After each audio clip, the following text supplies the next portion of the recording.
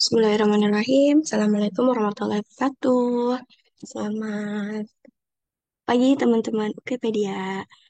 Akhirnya kembali lagi bersama Mimin Wikipedia. Kali ini Mimin mau bahas tentang 10 soal infeksi. Buat kalian yang lagi persiapan UKAI, yuk kita bahas bareng soal infeksi berikut ini.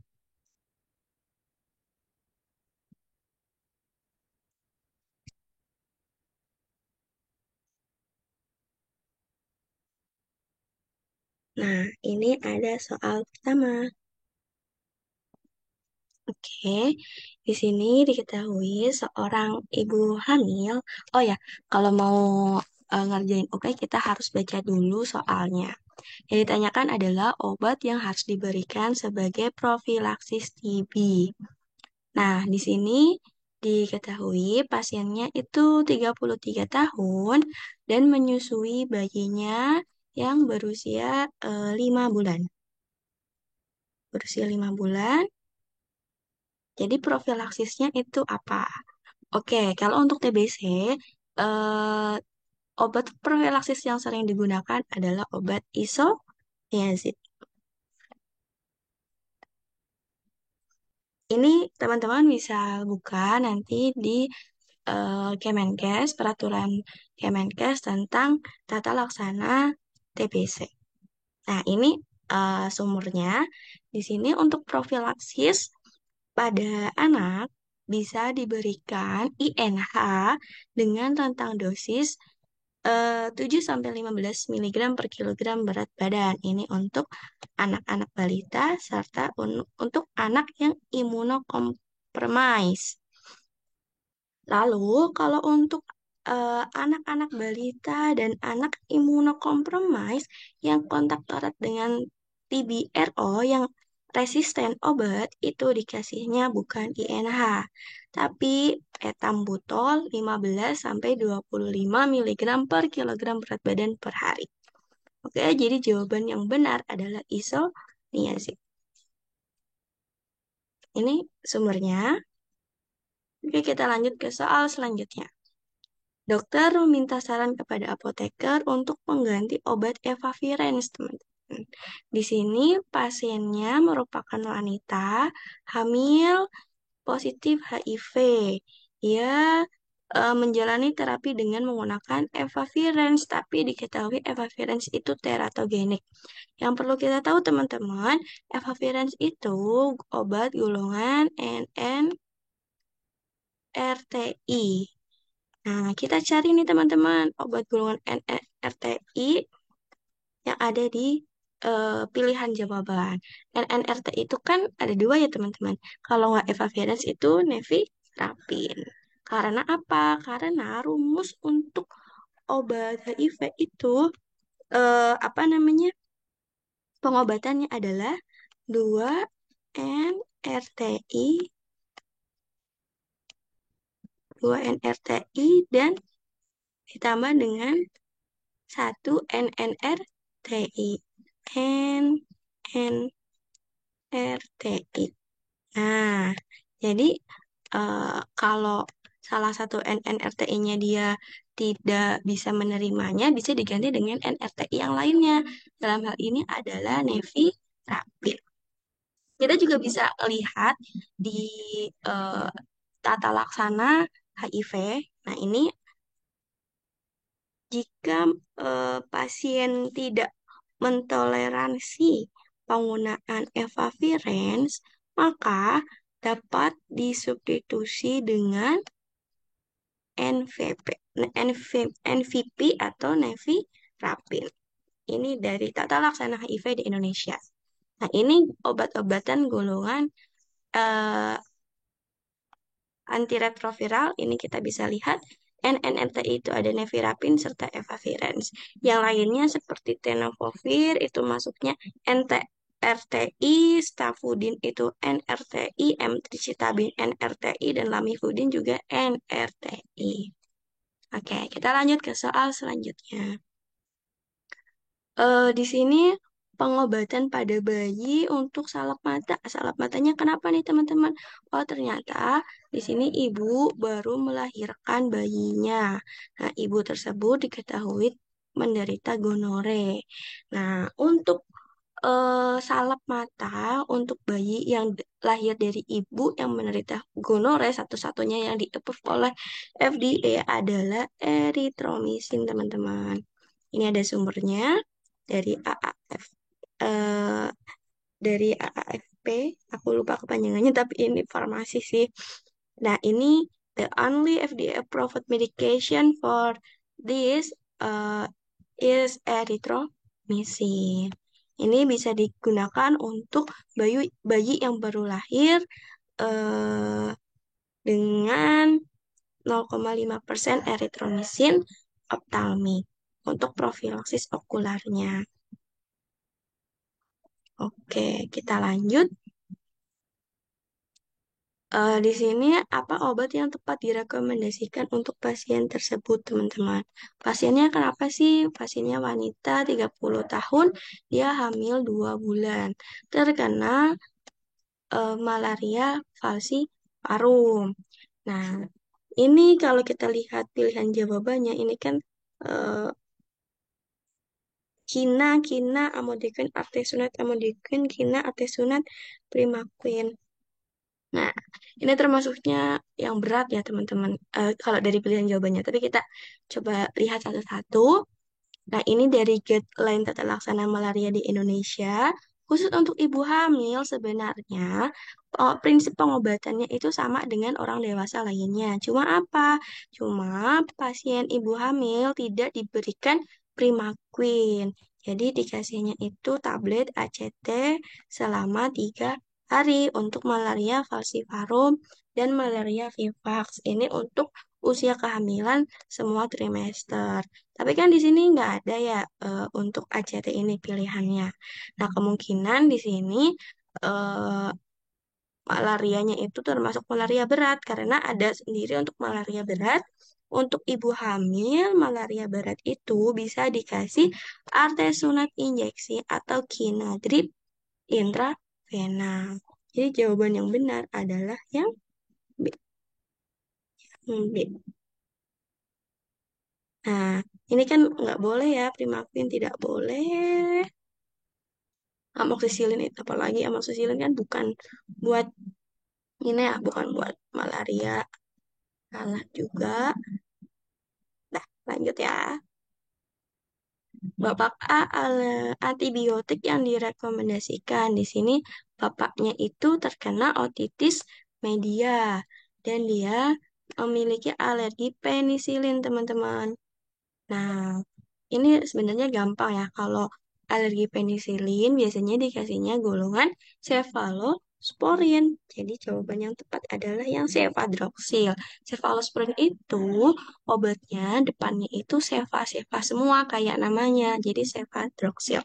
Tapi kita lihat juga ini dari Permenkes nomor 28 tahun 2021 untuk otitis media akut tanpa komplikasi, pilihan pertamanya itu memang amoxicillin. Pilihan kedua juga amoxicillin atau nanti bisa dikasih amoxiclav. Cuma di sini kan pasiennya itu alerginya penisilin, jadi nggak bisa dikasih amoxicillin gitu. Nah, kalau alergi amoxicillin, maka alternatifnya kalau di sini itu bisa cefuroxim, ceftriaxone, atau clindamycin. Karena kebetulan di sini nggak ada semua jawabannya, jadi kita pilih yang golongannya ini kan sama-sama obat golongan cefalosporin. Nah, dari pilihan 5 jawaban itu, yang cefalosporin itu kan cuma cefadroxil. Oke, kita lanjut. Nah, ini sering keluar juga nih teman-teman cara penggunaan obat untuk pasien TBC. Cara bacanya gimana sih teman-teman? Jadi, kalau untuk angka yang di depan ini menunjukkan bulan. Jadi, kalau 2 seperti ini berarti 2 bulan. Dan kalau misal kayak gini berarti ini digunakan setiap hari. Jadi, 1 kali setiap hari selama 2 bulan. Kita bisa lihat di sini. Ini fase intensif yang untuk setiap hari. Jadi tulisannya HRZE. Jadi selama 2 bulan ini selama 2 bulan dikasih INH, rifampicin, pyrazinamide, dan etambutol setiap hari. Kita bedakan kalau untuk 3 kali seminggu itu penulisannya seperti ini. 4H3R3 berarti 4 bulan, 3 kali seminggu dikasih INH, dan 3 kali seminggu dikasih rifampicin. Seperti itu. Kalau ini berarti kan 5 bulan kasih INH, rifampicin, dan etambutol 3 kali seminggu. Gitu. Ya gampang ya. Kita lanjut. Dikata apa saran apoteker untuk dokter? Nah, di sini pasiennya itu mengalami nyeri abdomen, BAB encer, dan pasien diberikan antibiotik cefotaxime. Nah, antibiotik empiris itu apa sih teman-teman? Nah, yang dikatakan empiris itu pemberian antibiotik yang kita tuh belum tahu dia itu infeksi bakterinya, spesifiknya bakteri apa sih? Jadi belum dilakukan uji kultur. Setelah dilakukan uji kultur nama antibiotiknya itu pasti udah yang antibiotik spesifik untuk apa untuk bakteri tersebut atau antibiotik definitif. Nah, di sini setelah 72 jam karena belum sembuh, maka dilakukan uji kultur dan ternyata bakterinya itu adalah Clostridium difficile. Nah, untuk Clostridium difficile itu obatnya adalah metronidazole, teman-teman. Ini aku ada singkatan, ada biar cepat hafal, ada HNM. Nah, HNM itu apa? H-nya histolitika, N-nya itu eh, clos- Clostridium, N Clostridium ada D-nya ya. Histolitika dan Clostridium difficile dikasihnya M, metronidazole. Ini juga dari Permenkes 28 di sini diketahui Clostridium difficile dikasihnya metronidazole oral 500 mg 3 kali sehari. Untuk anak 10 mg per kilogram berat badan 3 kali sehari selama 1 minggu. Lanjut di sini apa obat yang disarankan oleh apoteker? Kenapa nih pasiennya hamil, teman-teman? Dan diagnosanya ISK. Nah, gampang banget teman-teman kalau untuk ibu hamil itu kan obat-obatnya tertentu ya. Paling aman kalau untuk ibu hamil itu obatnya golongan penisilin. Pokoknya golongan beta laktam. Ada penisilin, cefalosporin gitu. Nah, di sini yang termasuk penisilin dan cefalosporin itu adalah amoxicillin. Kalau ini semua itu tidak aman karena dia itu kerjanya itu kan ini udah mempengaruhi ada kaitannya sama pembentukan DNA ya. Kan namanya orang ibu hamil ya jangan dikasih yang berkaitan dengan DNA itu karena takutnya nanti bisa mempengaruhi janin. Makanya yang aman itu golongan beta laktam karena golongan beta laktam itu kerjanya kan hanya menghambat pembentukan dinding sel. Dinding sel kan nggak ada kaitannya sama pembentukan protein atau DNA seperti itu. Nah, ini dari Permenkes 28 tahun 2021 juga ada apa namanya kategori antibiotik yang aman untuk ibu hamil. Di sini kita bisa lihat salah satunya adalah obat golongan penisilin yaitu amoxicillin. Ini ada golongan D, golongan C. Nah, kita kasihnya ya yang golongan B ya, teman-teman. Selanjutnya di sini eh, antibiotik untuk ibu hamil untuk bayi teman-teman. Bayinya kenapa teman-teman mengalami ruam popok. Nah, untuk mengalami ruam popok itu biasanya dikasihnya adalah mupirocin. Ini dikasih eh untuk diapers atau ruam popok yang udah diketahui ada infeksi bakteri nih. Infeksi bakteri. Jadi jawabannya adalah mupirocin. Nah, selanjutnya soal terakhir nomor 10. Mengapa dokter menganjurkan tersebut? Apa nih yang dianjurkan oleh dokter? Nah, pasien itu menggunakan chloramphenicol, terus menganjurkan supaya banyak minum teman-teman selagi mengkonsumsi antibiotik tersebut.